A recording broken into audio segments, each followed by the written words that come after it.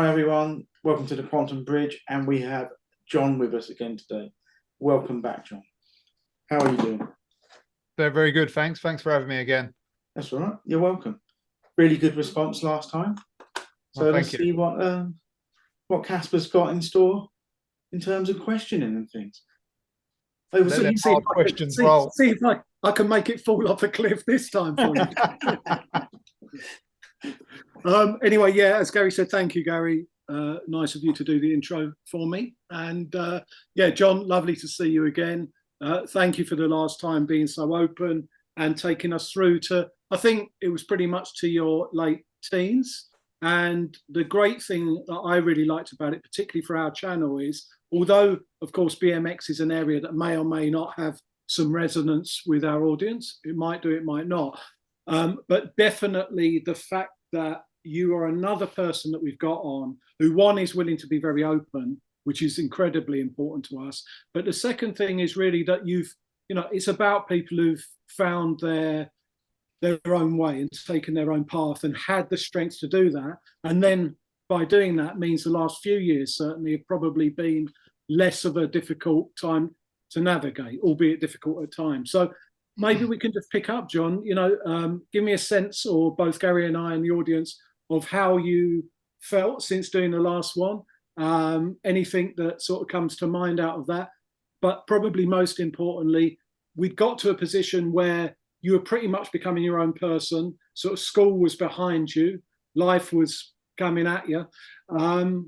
What was it like to be John at sort of 17, 18, 19 years old? What was going on? And take us from there, if you don't mind. All right. You might need to guide me on this because sometimes I get like, I go different weird directions. It's all good. Yeah. So if I've left college, which is I went to do art, I left college. I did a 1-year course, and I left college to go to the US to ride, but with no job and no money. So I quit. Like when they were telling me, oh, you should stay on. Like they wanted me to stay and stuff, and I was like, no, I'm going to like pursue my dream of riding BMX in America. So that didn't happen for another like 7 years or something. So I was kind of just like purely like bumming around on a BMX in a completely dead scene, with like 5 other people probably. Still in the UK? Yeah, I was in London. I mean, I was riding in London. At Chingford or South Bank.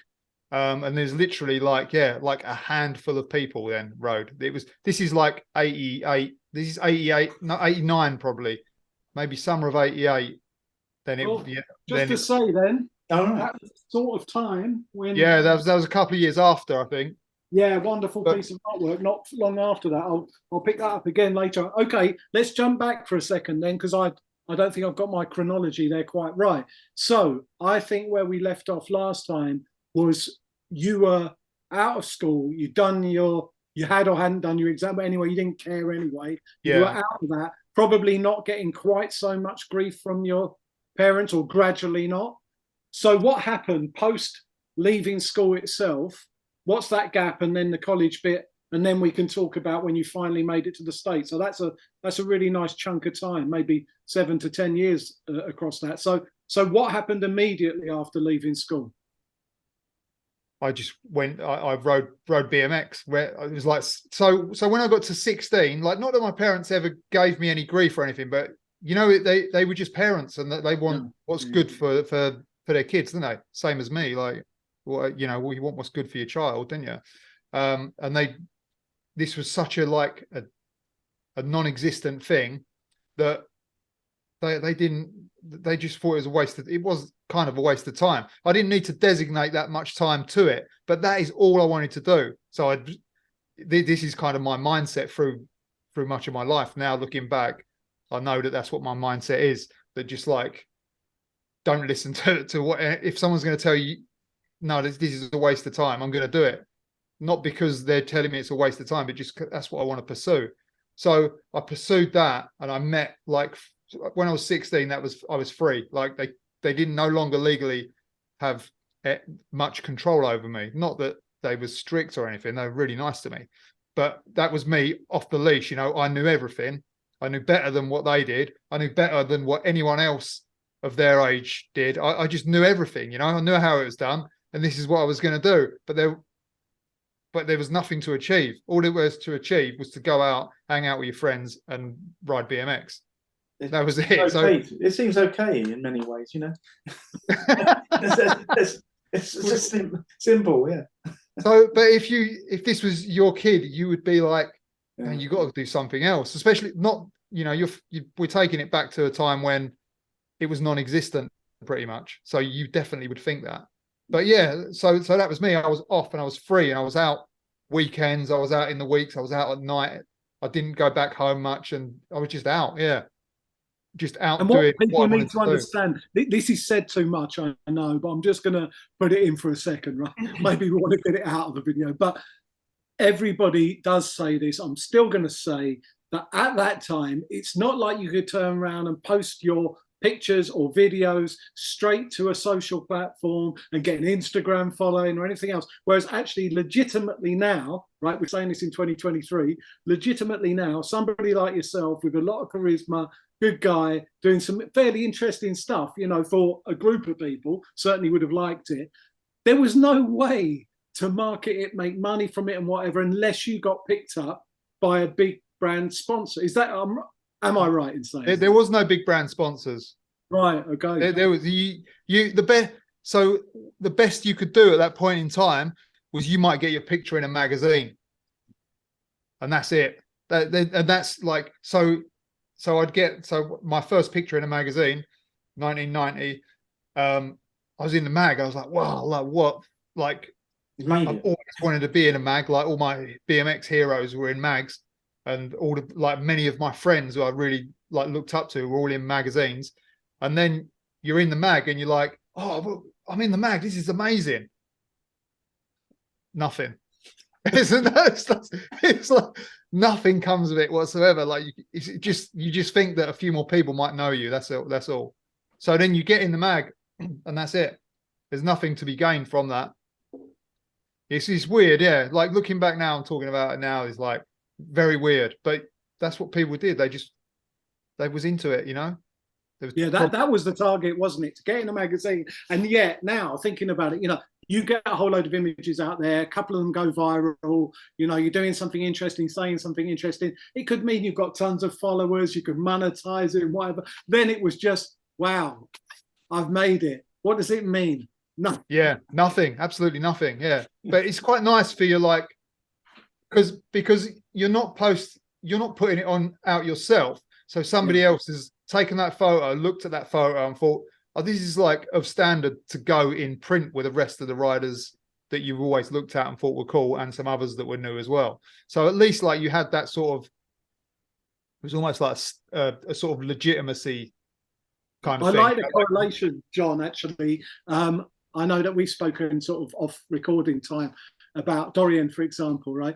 That it was exactly the same for him. So when he would have first got into mags, but on the bodybuilding, so okay, he went on to become Mr. Olympia and whatever, which whatever parallel that may or may not have in BMX, right? Maybe it's along the lines of Hoffman, or anyway, there will be people that are sort of similar. But it's still, even at that time, to be in a magazine, be in Flex magazine or whatever, it was great because it was like, yeah, I'm with my contemporaries, but he was still without a car and with, you know, nothing came with it at the time. Yeah, they're very interesting looking at it like that, because these things are so small, and they're so important to a small amount of people that you get nothing from it, which I think looking back is good, really. Yeah, absolutely. Well, it had a purity, didn't it? Yeah. I mean, I don't want to labor that too much. I know that can sound like rose-tinted spectacles and whatever, but the thing I really liked about both BMX and skateboarding to a degree, and the bodybuilding thing, was that these were people who were doing it for the love, because there wasn't enough money not to do it for them. You couldn't go into those expecting to be number one, right? Even if you were great at it, you wouldn't necessarily be number one. And basically, if you weren't in the very top tier, particularly at that sort of time, you weren't earning anything from it. So at the very least, I know that the people who did this stuff in the 80s and 90s were doing it out of passion. Yeah. Yeah, and that's when looking at it now, that was the best time. But when we was in it, that was totally like the worst time. You just thought that this is rubbish. Like, but you didn't think it was rubbish, but you thought like you wished more people did it and there was more facilities and you just wanted it to be a bit better and a bit more popular. But now you look back and it's like that was the best times. And everyone who was in them times will tell you that. I think anyway. That's what I usually hear. So, John, can I ask you, in terms of creativity, I tend to go off on these silly things. But anyway, I'm just going to say, because I'm really into that whole thing of people living their dream and doing something creative and whatever. I tend to think that when things go into those lulls, when they're in times when people aren't, the world isn't into something, but those select people are. Normally born out of that is the next phase of something. So Dorian set a new standard, whether people like it or not. There's no denying he set a new standard, and bodybuilding changed coming out of the late 80s and into the early 90s. Did something at that sort of time, because it was a similar time, come out of BMX? Did it become, for example, because there weren't, certainly in the UK, a lot of parks anymore and things to do? Is that where there's more of the street scene was born? What did come up out of that? Yeah, so this is a really like this is my topic really. This is like what came from. So it started to evolve from the sort of stagnant sports hall contest where they'd set a quarter pipe up and a trick ramp and 2 quarter pipes or whatever, and they would time you and you'd do your run in your race gear and then you'd stop, and it was all like very sort of managed and very sports like. And then from there, like quite a small group of people, from what I can tell, started riding half pipe. So it started in the US first, and they had this famous old pro skater called Joe Lopes, who's no longer with us. He had a ramp in his garden. It was Joe's half pipe. So they had a half pipe contest on there, BMX guys who were local there. And that was like the first half pipe contest. And then I think the year later they had another one. And then that kind of, a couple of the guys, like more hardcore guys in the UK had got on that vibe. They were looking at the skateboarders for inspiration, and they were looking at like half pipes, and skaters used half pipes. So they kind of drifted away from the sports hall contests and the sort of sanitized kind of look of BMX, and they sort of started planting seeds to do their to change it basically, and it did work. Like they had half pipe jams. One of them built a half pipe in his backyard. Like they was close. They had a good relationship with the guys that owned the magazine in London, which was BMX Action Bike. And I'd say it was like, say, Dave Curry, Nick Phillip, Jess Darrenforth, Craig Campbell. They basically waged a war with the UK BFA, which was a bunch of parents. And they had like a big like head to head. So I don't know the exact ins and outs, but they went and they covered this jam in Oxford. One of the guys who was one of the team managers, like a famous BMX team, there was some sort of thing in a zine where they was getting at this guy, and he sort of blew up about this insult in this zine, and he picked all his riders and he took them all out, like all the big stars. He got them all in the bus and took them away, like with some of them had petty threats, like, well, I gave you them shoes, so you're gonna have to come with me, otherwise I'm gonna take them shoes and leave you here. So from that point, it kind of, they went head to head with like, yeah, these guys that were probably 16 or 17 at most. They went against the authority of the UK BMX, which was, now I look at it and look at it a lot, and that's some of the questions I ask people on the podcast, and it's really fucking interesting because they was doing the same thing. They were like, no, fuck this. The way they're portraying riding is not how we are riding or how we want it to be portrayed. So they, from there, like in the same similar thing was happening in America, and it both kind of molded together. You know, they found each other, both sort of scenes, the UK and the US. And it was really interesting. Yeah, I wonder if, because this is very similar, actually, weirdly enough, to the whole bodybuilding thing, in that it had been quite a sanitized thing about good-looking guys running down golden beaches, maybe girls on their arms or picking women up and all of this stuff, to being this very hardcore, drenched in sweat, picking up really big weights and not smiling, right? So there was this switch to the sort of more realism, actually. That's what the experience was like. Yeah. But certainly in the UK, right, we didn't have all of those things. So in terms of someone like Dorian, it was somebody who was lifting heavy weights, grinding it out in a dungeon gym in Birmingham, right, very far away from California and that whole Californian image. And it sounds to me like at the end of the 80s, coming into the 90s, that BMX and maybe skateboarding, a lot of other these niche things, there must have been some sort of energy or time underpinning that, you know, something underpinning that switch that was just like, no. It was an injection for me of authenticity, which obviously is a big thing for our channel. Do you see it like that? Did you see it anywhere else, John, or did it feel to you, because you were in really quite a microcosm there, that it was just about BMX and what was happening in BMX? Oh, you mean, was that the world at that point in time? Yeah, I wonder if we were on a cusp of something there, because it feels like that wasn't, although it was happening in a niche, like a niche of BMX. You could be right. That could have just been a changing of the times. I just don't know. I wouldn't know either. But I guess it depends what activity you were doing. Yeah, some activities would still be sanitized for the next 10 years, and then maybe they would change. They had their maybe didn't change at all. But like, yeah, definitely for BMX that happened. That was like, so 86, and then it went to like, well, it went into like the 90s. But like from 86, you had like half pipes, 87, 88, and then like at the similar sort of time, the BMX riders who were doing that were copying the skateboard street stuff. So that was becoming a thing as well. And it feels to me like a lot of creativity was coming into, because that's what I was trying to get at, that there'd been all this thing. And don't get me wrong, some of those riders were incredible, and maybe some of them, they made that leap.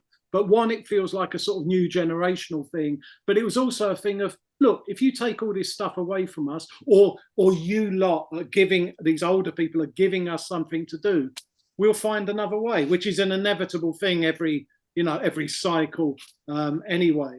So I don't know, I just get the sense that there was something, I don't want to use the word beautiful, I'm going to, but something beautiful came out of a time that was quite, it got all claustrophobic and very close. And then suddenly there was a bit of this expansion. And did that tie in with the scene picking up again, or how long did you have to wait? No, okay. So it was like, it was bombing out, it was crashed. Like I would say 86 was the crash year, really, the start of the crash.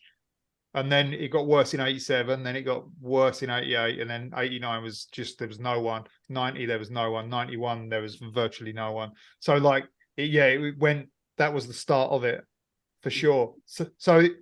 But I think that was the natural wave that the BMX took. It had its boom, and it was coming back down, And with it coming back down, I guess like the people that were really in it and that actually mattered were the ones that was like, well, we're not doing this kiddie stuff anymore.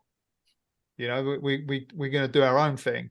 So, and then when they was met with like adults, it's the similar attitude to what I had. Like, well, no, we're not going that way.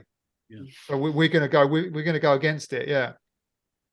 And that I think that this is a nice place to stop this particular recording, because we haven't got much time. We can hopefully jump back on and do another one very quickly. But what I would say is that is a really nice position to end, where you'd been going through that, and probably not that much happening for you either. You'd been in that sort of stagnation that was imposed on you. And I think now we can talk about, in the next recording, the rebirth.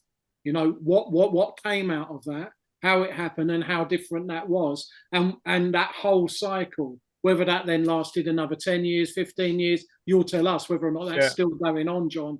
But I'm sure that these cycles, like every other cycle, tend to repeat. So yeah, exactly. Yeah, they bump up and bump down like that. But I think that's the nature of everything, isn't it? Yeah. But as far as I can see, on a longer timeline or a shorter one, agree. Yeah. We've been touching on this whole area of almost the death of BMX. I don't know if you could quite call it that, but for a lot of people it probably was. And then the gradual rebirth. Again, if you don't mind, just sort of remind us about how that was for you and when that was, and when, most importantly, you started to see the sort of green shoots of rebellion and everything coming out of that paved the way for what the next, I don't know what it was, John, was it in the next 10 years, the next 15 years? What really happened there, and what has it led to? It depends to which degree, like as timescale, it depends to which degree you're talking coming back, because I mean it was dead from 80, I would say 88 to 92 was like almost extinct. Like it was so quiet. There was nothing going on. So people had to make their own things go. You know, there was a magazine being run by a guy in two guys in Dorset, which was like a colour cover and like newspaper almost inside. You know, it was like really done on a shoestring, and amazing to think they'd made a BMX mag then. So I don't know where they got the money from. And then like there would be small clothing brands, t-shirt brands. There'd be little things was growing. You know, little seeds were being planted. The riders started putting on their own events and jams. And the guys who used to work at not work, but the guys who used to be the UK BFA had sort of left and passed it on to some people who were quite like, they just run the organization and let the riders do whatever they wanted to do, you know, like, so it was much better. And it was like really small at that point. And what was happening, just for, particularly because we have an American audience as well, what was happening in the States at the same time? Had it gone through exactly the same cycle? The same, but theirs happened a little bit later than us. So their drop off, they still had like I was saying earlier, there was no pro riders. They were still pro riders up until about 1990 in the US. And that's kind of when they bottomed out the next 2 years. So yeah, it happened the same over there, but later on. Right. It's interesting that a lot of these, you know, we talk about the BMX and we talk about skateboarding and things, and for me, you know, my thing back then was kung fu movies or hip hop, but I still see the golden age of it being back in that same period. I'm not sure, you know, why that, whether it was a creative time for us all, just a generational thing that we all latched onto something and had this creative sort of burst, which then seemed to die off, like you say. They all seem to a bit. Yeah, but that's again that sort of that peak. I think everything reaches a peak and of popularity, and then that's by nature it has to come back down, and then it'll bounce back up again at some point. But whether it's not, it's the character, the people involved at the time. I don't know. You know, they're bringing just a generational thing, maybe. And I often think an age thing. You know, like the best points in your life are like not necessarily because you was in, like, say, for instance, 1995 to 2000, but because you was in your 20s, like you was old enough to be an adult and still young enough to be a child. You know, I think that's a certain period of life that things are really like free and accessible. Like you can do adult stuff and kid stuff, and you can be in the middle. And you've got for me, I would say, like, you've got enough confidence now, but you're still a kid. Do you know what I mean? And you're the great very thing open. In physical things as well, your body can still potentially do the stuff. Yeah, asking it to do. So you've got that aspect as well, you know. Yeah, that's it. Yeah, so you're in a real, like, part of, like, you've come out of childhood and you're now like this child that's got belief and confidence to do things that you didn't have before for whatever reason. I guess the reason would be like people telling you you can't, and that sort of gets in your mind, doesn't it? And you start believing them sometimes. Yeah. So coming out of that, John, then, so we got to that period where, you know, you were hanging out. Actually, I knew that you then. I know that you had a much smaller circle of people. Although it's still a great time, and actually you could look back on that and say it was a time of consolidation. And also, just to finish that thing about the downward trend of anything, when it gets to the top, obviously it's still cool, right? As it's going up, something is probably quite cool. It gets to the top and you can argue it's still coolish, but actually the cool people have started to drop out, i.e. the people who are in it for how it looks, how it's perceived. Then as it falls away, this is a real test, a test of character, a test of whether you really were into something or not. I know what you said before is it sort of that it was the least bad of a bad bunch, right? A bit like politicians and whatever. But actually to hold on to something and then to stay in that sort of stagnant time that then brings the next thing, you know, to hold on through that. Because I think all of us over the last few years have really been holding on for maybe a golden age, a final chance to realize some really great stuff before we maybe not around any longer. So, you know, those things, that trough, do you take anything from that? Is there anything around patience, around sort of loyalty, around the test of other friendships that you can see happened in that period that actually means that it wasn't just a really crappy time in your life? Oh yeah, like that's where I think the people that rode through them times, that's where their characters were made. I think, like, your perseverance and your friendships you made, because there were so few people to hang out with and do this stuff. You was really close to them, and then you'd have like really close friends, for instance, in Manchester or something, where you wouldn't have that if you're just Joe Average hanging out outside your block of flats or whatever it may be. So yeah, I think really good, and real adventure as well. Like, for instance, we would, there's a jam in wherever, Sheffield, for instance. Me and a friend Zach went, and we were just like, oh well, we're going to go to this jam. Don't know how we're going to get there. We're going to get the train. We haven't got money really to get on the train, but we will get to this jam. So we somehow bunked the train to Skegness and met up with my other friend Sean Scarf, who had a Morris Minor, and we packed up his Morris Minor and we went to this. We got to Sheffield on just an idea of determination. Like, we're going to go. We might get caught fare evading, and we'll deal with that when it happens. But we was going to go. So yeah, definitely. And back then you could do that. Not so much now. It's probably a bit harder to do that now, but yeah. So there was a lot of instances like that. Like, oh, we're just going to go there. Let's go. All right, let's get out of here. Whereas adult life, you just can't make them decisions on a whim like that either. So. No, that's right. You were the great thing about, for many people, about sort of 18 to 25 and whatever, it is that time where your responsibilities haven't kicked in.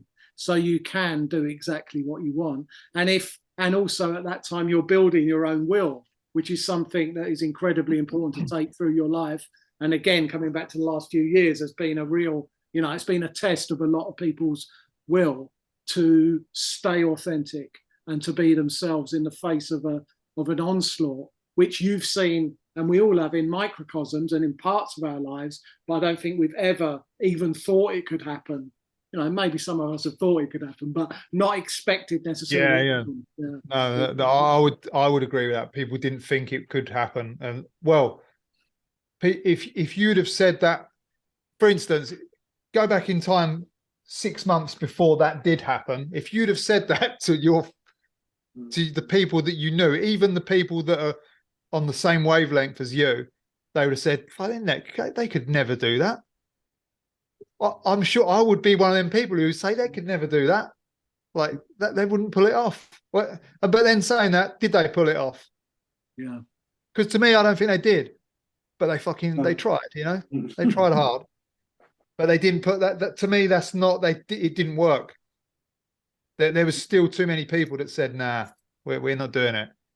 Especially in London. I mean, I don't know. I know other places outside and more rural places, they definitely were different to here, but here people weren't doing it. Yeah, agreed. I don't want to jump forward to that quite yet. Yeah, no worries. I just use that. No, it's a great, I invited it, and I love the fact you said it, but I only really don't want to rob you and the audience of that intervening period. That's all. But we can move forward across that as quickly as you like. So right, just to frame everything again, school's done. You did a year at college and decided that riding was your thing and that nothing was going to get in the way of that. Then you had to sit around, as you said, for 4, 5, 6, 7 years. What? No, it was actually, it was, I think I went to California when I was 22, I think. So Okay. it wasn't that long, but it seemed like, Yeah. Seemed like 70 years. Yeah. So what happened was, yeah, we just lived the fucking the BMX vagabond life, like scratch by, you know, like sign on, get benefits, go out on your bike, like that was it, you know, do the odd bit of drawing art for like a weird t-shirt brand or something wherever you could. Like, yeah, it was really few and far between. I don't even know how we was scraping by at that point. I suppose at that point in time, you don't need much money, do you, really? No.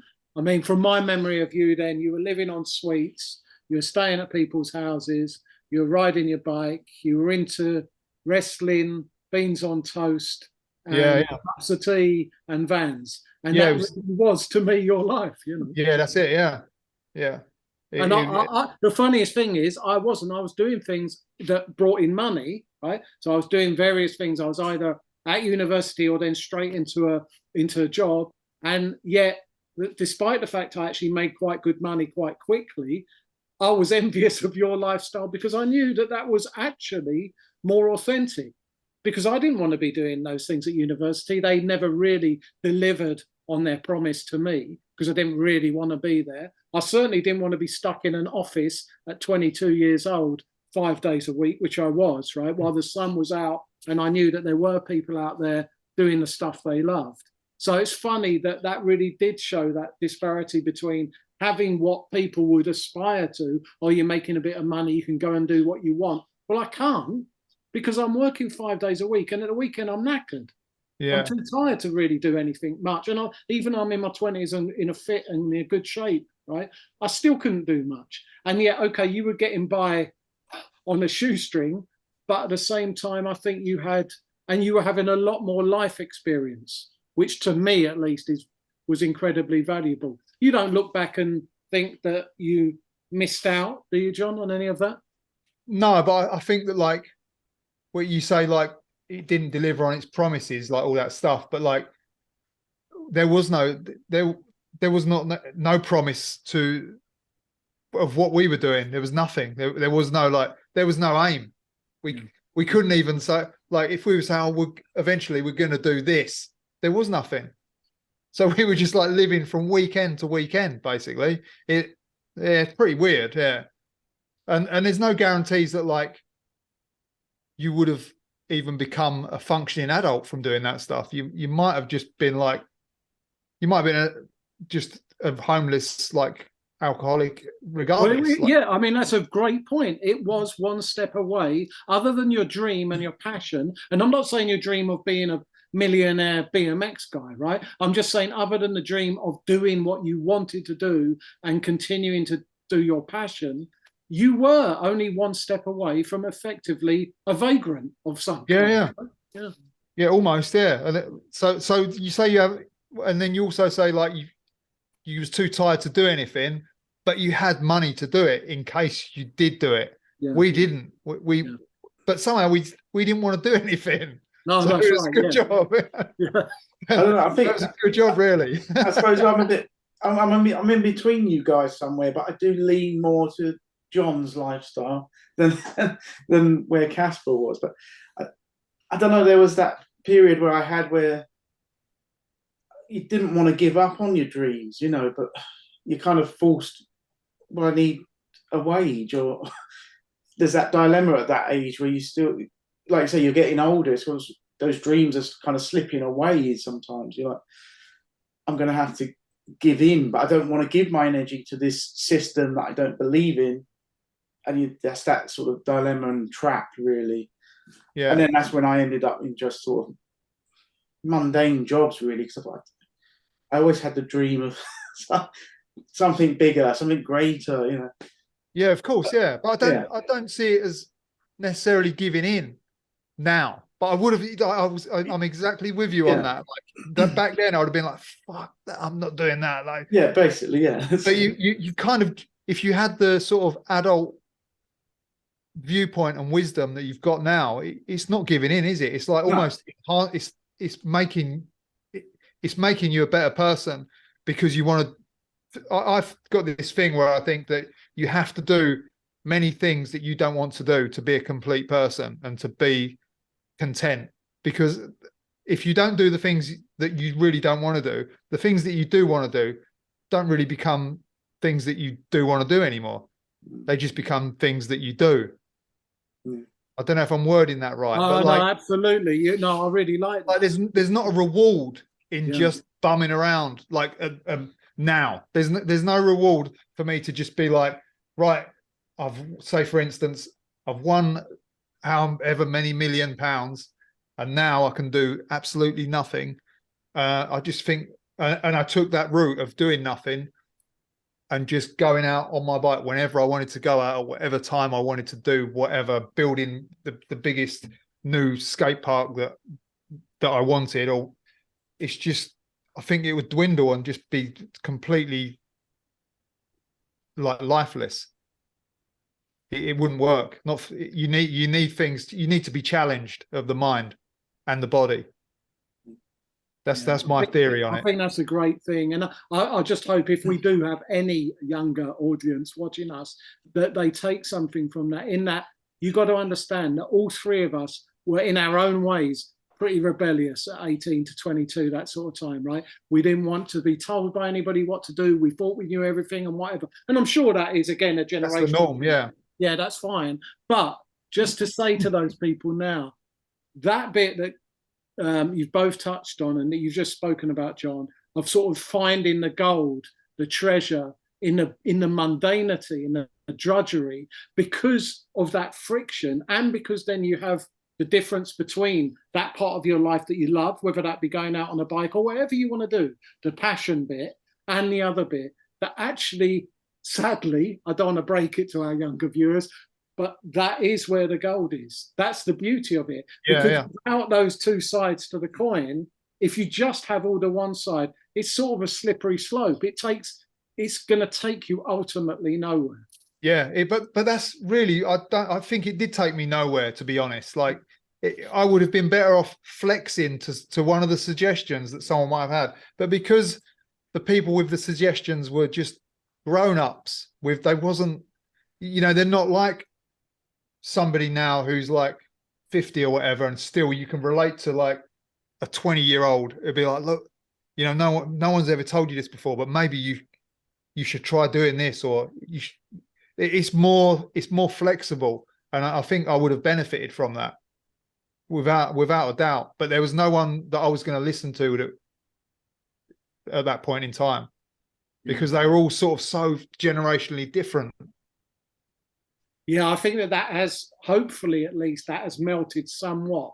That the delineation between those generations means that we can all communicate more with each other. But there is still the old adage of, youth is wasted on the young and all of that. It 100% is. But like, I think that it's more reachable now to reach some of the youngsters and like, and imagine if someone would have said to me when I was that age, like, always like never be ashamed of what you're into. Like coming from an adult head, like never be ashamed of what you're into. It doesn't matter if other people don't like it, you like it, and that's what's important. That to me, that's like, that would have expanded my universe. Like suddenly it would have been, but now you can go on the internet and you can find out that people are into all sorts of shit. So that has worked good.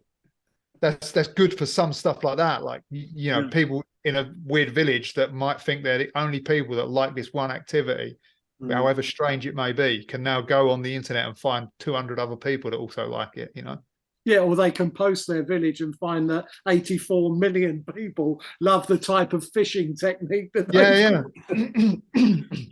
yeah, so it does have its use, this thing that they're trying to control everyone with, but Yeah, well, we've subverted it. I mean, that's the greatest thing about the technology that has been poured upon us in terms of controlling us, is that all it's done is it's been a pressure cooker scenario where the more they're pressing down, the more creativity has bubbled up and spewed out. And the great thing is that creativity, which part BMX, what Gary used to do, a lot of the mixing and the stuff that he used to do was incredibly creative stuff.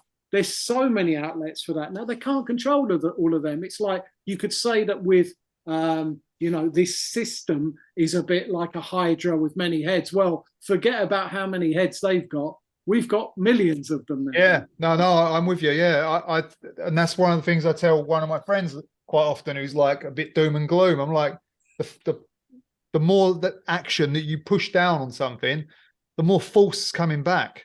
Yeah. Like, and I that's what happened, like, a few years back, I think, with each way that they was trying to push and push and push and push and push and bash you down with like this psychological like mallet. It was just like people just got more resilient and were like, no. There might not have been as many, but they were stronger characters. They were the people that you'd want in battle. The people saying, yeah, no problem. They weren't. They were rolling over. They're not going to stand up, are they?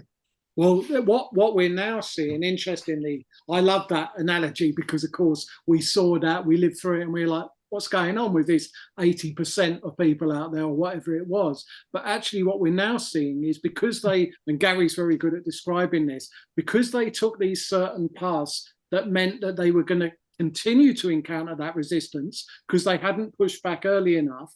They're now on a path that means they're going to keep on having things given to them to either choose or not choose or say yes or no to. They can decide. They can go on that journey for maybe the next 10 years before they decide enough is enough, or they can decide tomorrow. Yeah. But we don't actually have quite the same issue because we faced up to it then. We don't have to keep on sort of going, it feels like I'm going the wrong direction. Maybe I have made a mistake and whatever. So I think a lot of those people we're going to see that either have now in the last 6 months or so, or will do over the next year or two, will actually come to that point of basically claiming their sovereignty, I suppose, is a way of putting it. Yeah. Yeah. Well, you imagine being 18 and those guys, there was like, oh no, we're going to do a lockdown. Like, yeah, it could never have happened when we were, yeah, that's right. But like, it couldn't have happened, right? Because one, we hadn't had the sort of social conditioning because we didn't have all the tech in the same way, just really ramming it home. A bit of newspaper and a bit of telly ain't gonna make any of us do anything. Right? But imagine you time traveled at 18 years old to 2020. Like, no, it's not happening. Like, no, it's not happening. I mean, you guys obviously had, we're similar age. So I know when I was younger in London growing up, there was a lot of the IRA terrorists. Yeah. Threats, and then my mum's like, oh, don't go into town. And I was like, oh, I'm not letting anyone stop me going and doing what I want to do, Yeah, exactly. Yeah. And they were weekly. Remember, they were every Friday in London. I was on a bus once coming home, and they did I think it was Canary Wharf, and the windows rattled, and I was like, wow. It was close in some way, like, oh, you mean that load of stuff was actually real? Well, and I had to go to work after the underground stuff. It was really quiet the next day, and I thought, well, just go to work. 7 ones, yeah. Yeah. What else was I going to do? Just went to work the next day. Yeah. That's funny because I was working now. I mean, I am flipping the doomsday man because the 21st and the 7th I was in those areas. And of course, September 11, I was in New York, right? So I've seen those things. I saw that building and all the smoke and all the stuff coming up. And when I came out of my meeting, which obviously got called off and I didn't even know what happened, I thought it was some sort of TV show they were showing me on these big screens. I had no idea that this was real. And then I came out of the offices and all of the, I suppose everything in the air, terrible as it is, but all of those bits and particles and whatever were coming up the road like a massive cloud and whatever. I had no idea what it was. I just walked the other way and got back to my hotel and then found out later that what I'd seen on the TV was real. Won't go into that, but we lived through. I think that's partly why we were quite resilient. Is that a lot of us were out and about, particularly in the UK. I'm sure it happened in the States and other countries as well. And of course, there are some countries that have been war torn, so they can teach us all a lesson about that. But I do notice that the people, certainly maybe the Eastern Europeans as well, who've been through a lot of stuff historically and been clamped down on, anybody with more of our mindset was just like, no, I'm not having it, you know. Yeah, and rightfully so. Like, that's how it should be. Yeah, yeah, exactly. Anyway, since we've jumped forward to that, we can always jump back. What happened when they came in and started trying to give you things to put up in your shop and things to do, i.e. once this became a reality, at least in what you had to push back against?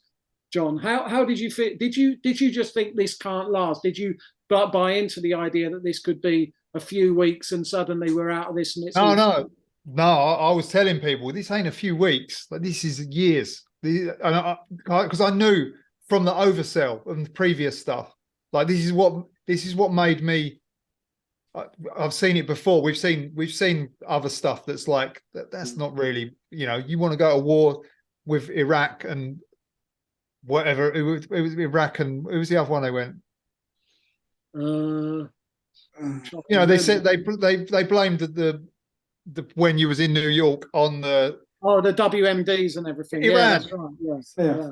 Iran and Iraq, right? So there was a bit of when I was watching that, like, well, not when I was watching it. I'm not that smart. After a while of reflection and like seeing some other movies and things that people had made, I was like, man, you can tell what they're doing with the oversell. They're telling you what they're going to do by bombarding you day and night with the oversell of this. This is what's happened. These guys did it. We're going to go to war. Even though they weren't saying they're going to go to war, you knew that was coming. And it was nothing to do with them two countries, was it? So there's a big oversell. So when this 2020 happened, there was a massive oversell with it. Like, and it made me think of foot and mouth, where there was an oversell, bird flu, oversell, like that. So they tried it before, and even like my feeble mind could figure this out. Like, but I was at one point thinking, oh, this is just going to be like bird flu. It's not going to float. Like, people ain't going to buy into it. But then, do you remember they were saying, oh no, there's no chance of London being locked down?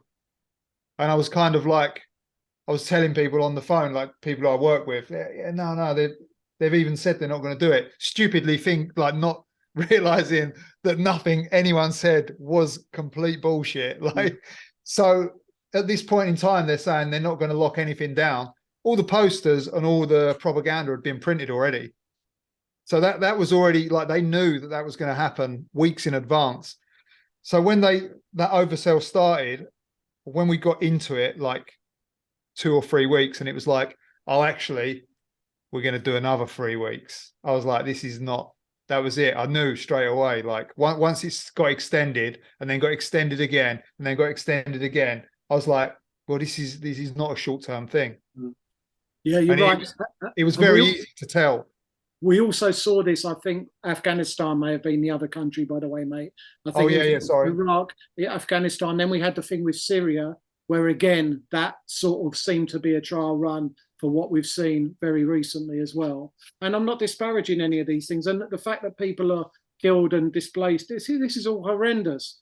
But the way it's presented to us is such a one-sided version. Yeah. No, that's it. I think it's that, isn't it? Yeah.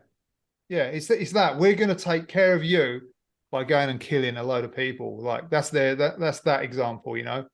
We've got to stop the terrorists taking your freedom away. Like, what?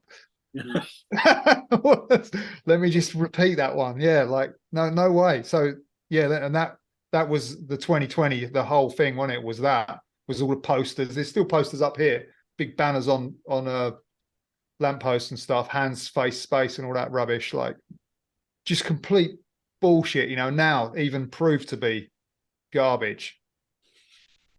And I understand how people felt in your shop then. No.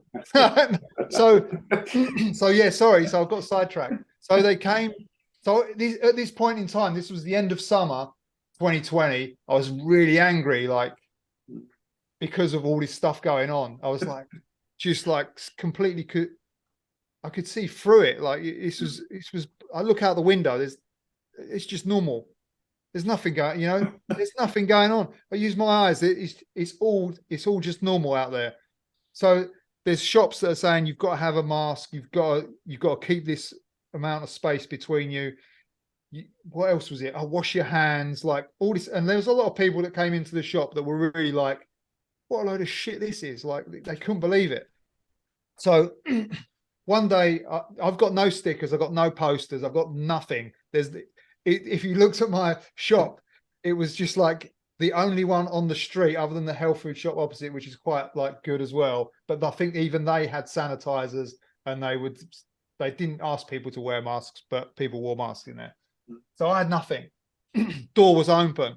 Council guys, I see them go to the health food shop over the road, and I was like, oh, they're going to come here.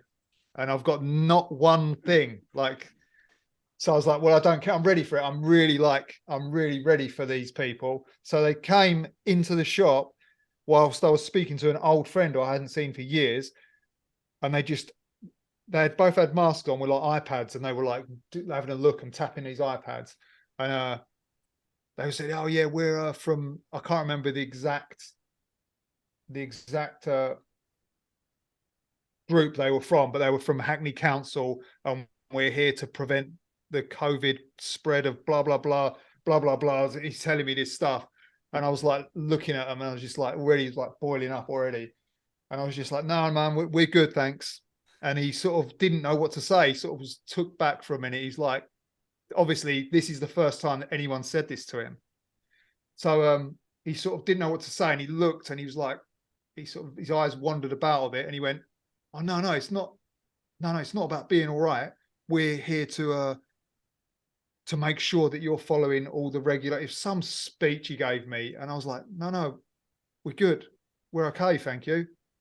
And then he didn't, again, he was like, and he sort of went into this rant, and I sort of come back at him, and I was like, I said, I can't remember the exact like words. Probably my friend who was there would probably tell you.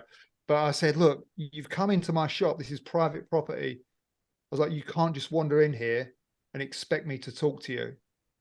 I was like, you probably shouldn't even be in this shop because this is private property. And he said, no, I can go wherever I like. And I was like, okay, well, I don't believe that. But let's just imagine for a minute, for sake of argument, you can go wherever you like. I said, I am not talking to you. You're going to have to book an appointment and come back and see me, because I'm at work and this is not where I talk to random people.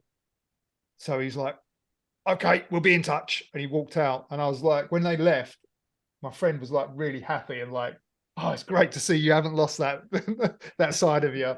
And I was like, no, fuck, blah, blah, blah, ranting. And I thought, well, obviously they're going to send me something in the mail, or they're going to send me some, at minimum, they're going to send me some posters and some stickers to put on the shop.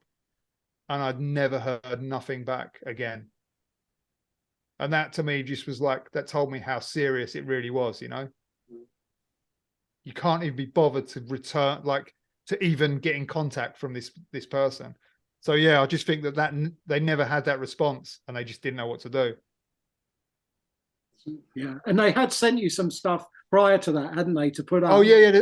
They sent everyone posters before that, which I just threw in the bin because I was already like, nah.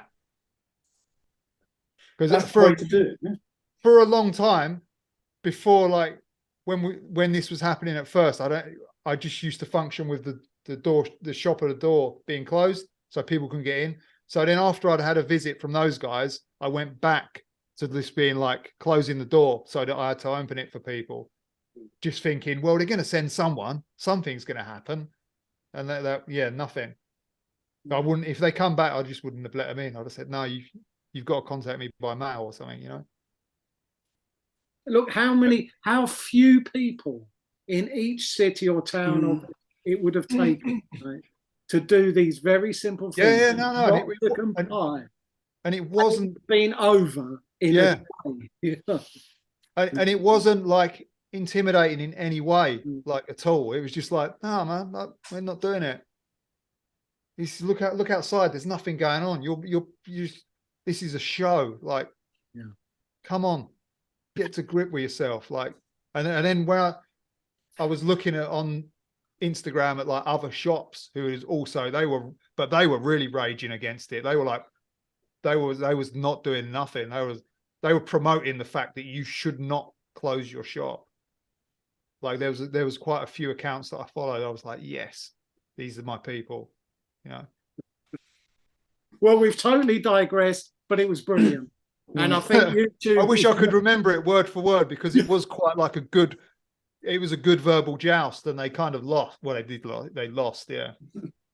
Well, they lost because they're coming from, this does actually, to end on this is quite nice, because they're coming from a place of sort of robotic compliancy versus creativity, passion, love, and at least a quest for truth. We won't get it right all the time, and none of us are claiming we will. But when we feel in our gut that something's absolutely diametrically opposed to all the things it's pretending to stand for, at least we're willing to stand up to that. And I do think as few of us as there were, and as little as I did, just to say, I didn't do a huge amount, I didn't do quite what you did there, John, but it did make a difference.